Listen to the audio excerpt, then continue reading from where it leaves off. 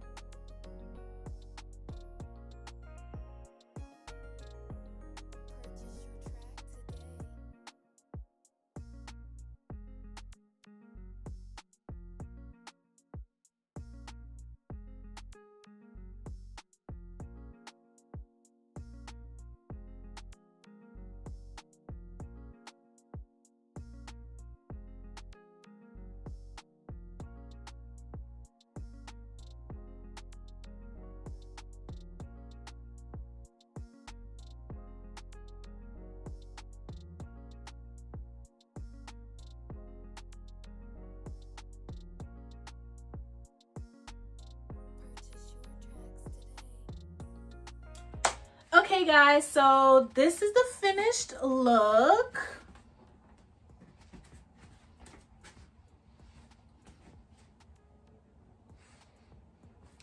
I definitely finessed this frontal because the way it was looking before was tragic, okay? But